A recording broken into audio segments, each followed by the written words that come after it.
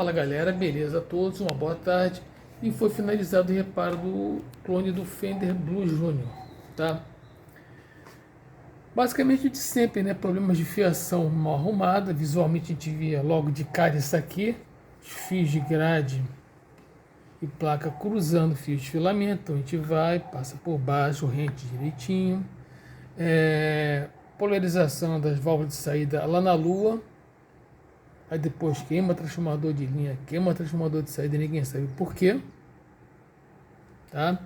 Outro problema que o cliente reclamou era relativo à tomada de 3 pinos, que é muito certo, o aparelho está ligado direitinho, mas no quarto dele de estudos, a tomada de 3 pinos, o pino central está aterrado. No resto da casa dele não está, e em muitos locais que ele vai tocar não está. Ou seja, em muitos locais ele ia tocar e não tinha aterramento. Solução que se faz é botar uma chave de 3 posições, onde no meio a chave está desativada, você conta com o aterramento da tomada, e se eu vou chegar no local, tomada de 3 pinos, você ligou, está dando ruído, aí você mete a mão aqui por baixo, para frente ou para trás, você vai estar usando uma chave de fase normal. E no meio, como ele está agora, está desativada e está se contando com o terra da tomada da rede de alimentação. Tá? Umas modificações feitas, algumas alterações no pé para deixar ele mais tranquilo. Acerto nele, né, uma revisão nele todo, e modificações feitas aqui foram feitas.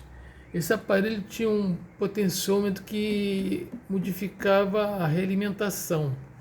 Você tem originalmente um resistor de 75K que pega a realimentação e joga direto no circuito.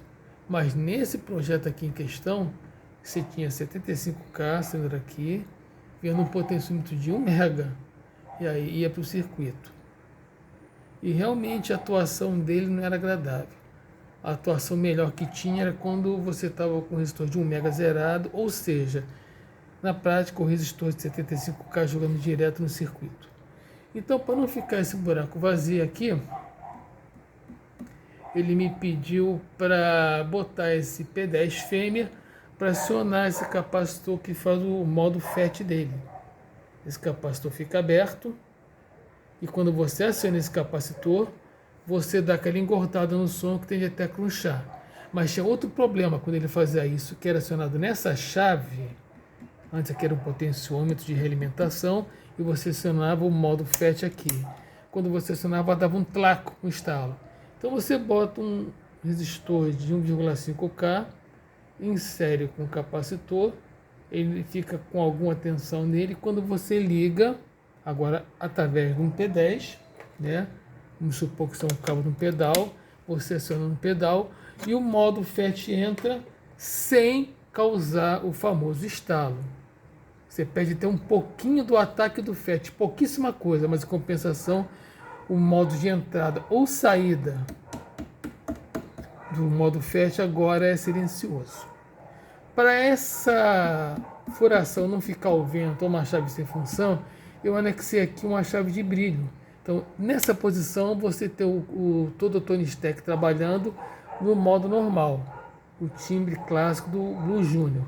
Quando você joga a chave para cá, no sentido da chave de ligar, você ativa uma chave de brilho e você deixa bem mais versátil a nível de timbres o aparelho. Tá?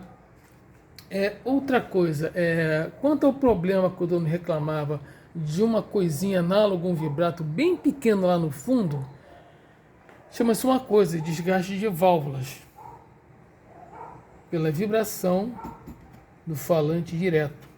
É um combo pequeno, com um falante de 12, onde você tem uma placa de madeira em cada lateral, parafusada direto na placa de madeira do gabinete, ou seja, você não tem isolação mecânica nenhuma.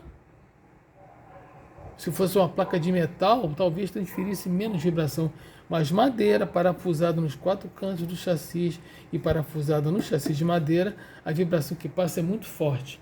Então não tem como, você toca e você encosta a mão aqui, tá isso aqui tudo vibrando.